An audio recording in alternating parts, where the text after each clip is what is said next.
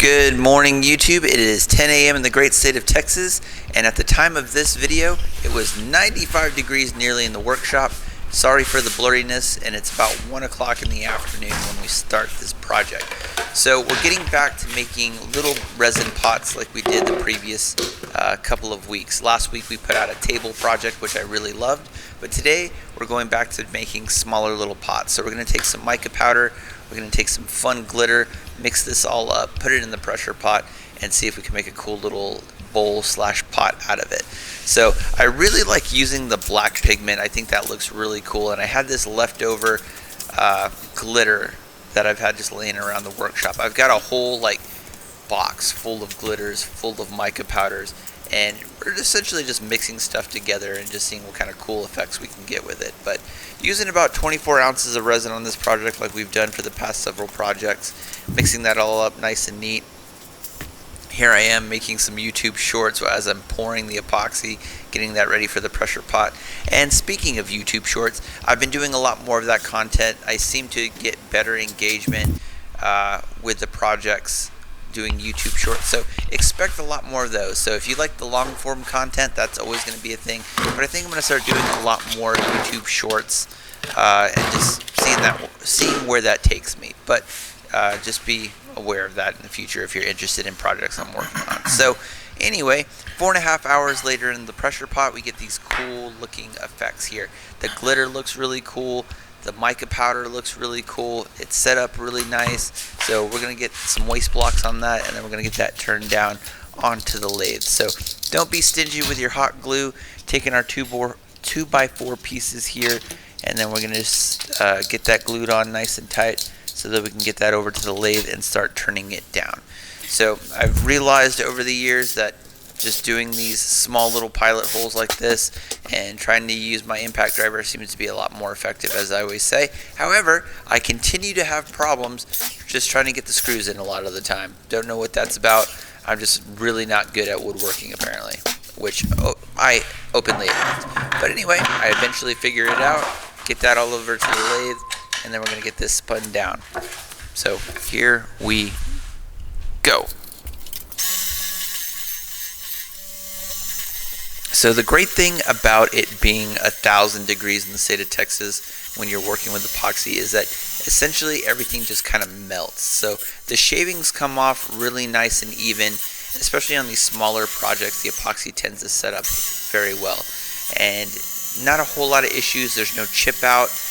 It just melts off the chisel. So this portion of the project here took me just literally minutes to get this portion done.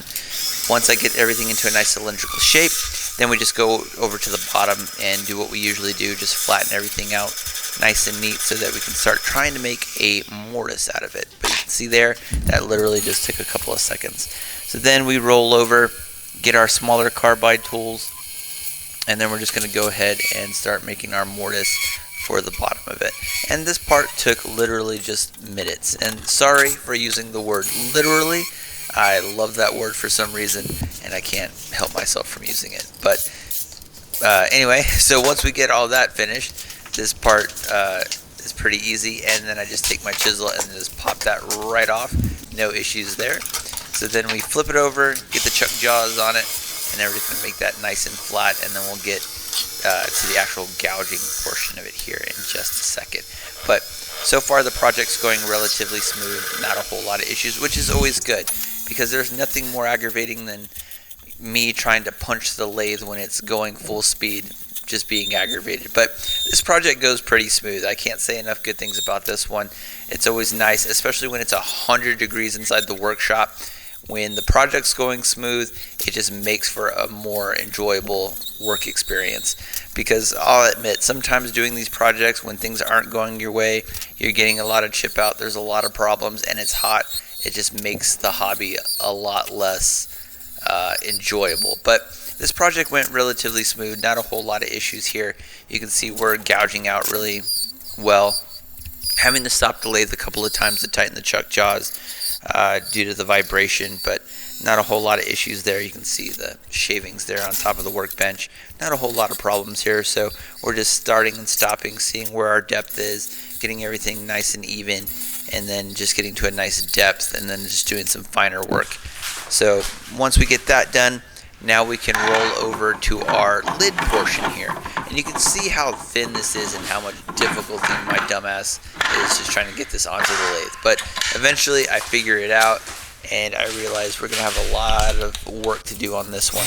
Not so much with the material that we have to remove, but just being careful not to gouge so deep that, you know, there's nothing left to even form a lid. But getting everything into a nice cylindrical shape probably was the most difficult portion of this part, only because the lid was obviously a lot wider than the pot. So we just had to work down a lot more material, and then boom, had a little bit of chip out there. Nothing catastrophically worrisome. The great thing about having all that extra material was that I could just gouge it all down, which we eventually did. And I did lose some of that footage because it was so hot that there's a sensor on the camera that automatically shuts the camera off if it gets too warm. So that's why you guys didn't end up seeing a majority of that.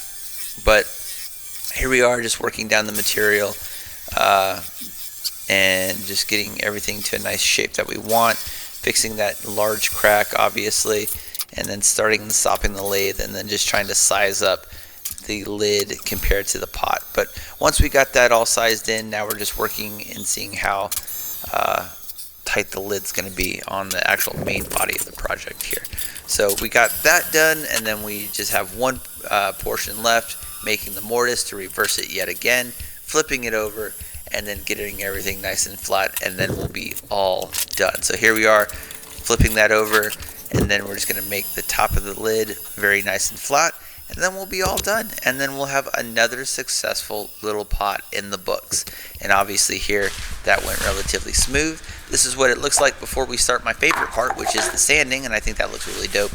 And then there's all the shavings from this small little project. It's always amazing how much ribbons and shavings come off of just one little project. That's always amazing to me. But there that is. And then we're going to see how hot it is. It's only almost 94 degrees, so it's still burning up in the workshop. So sanding, we went from 320 up to 1800, and then we're going to hit it with the micro mesh and then just finish up our polishing. But sanding didn't take very long. By this time I was just ready for this to be over. Not because I wasn't having a good time, you know, working on the lathe, but it was just so damn hot I just wanted to be done.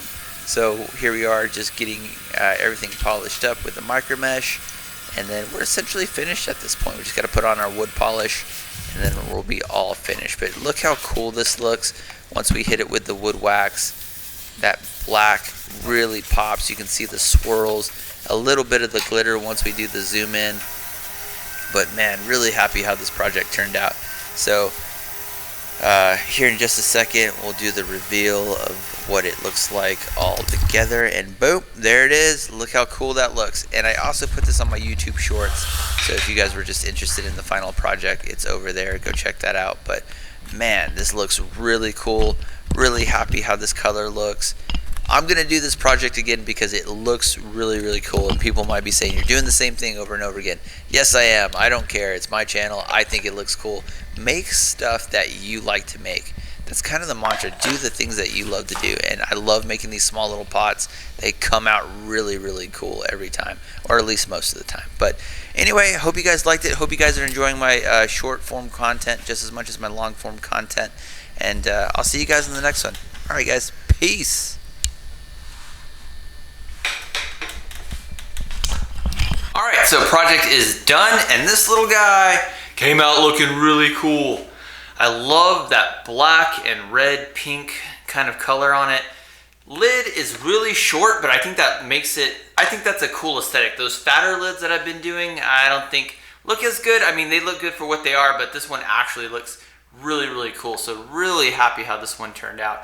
Not a whole lot of issues, had some initial issues there with the lid. You guys saw that giant chip out that happened, but overall, pretty happy how this one turned out. Once we got the polish on it, it looks really cool, has that cool gray like aesthetic to it, but don't know what I'm going to call this. Sorry if there are camera issues during the editing portion of this.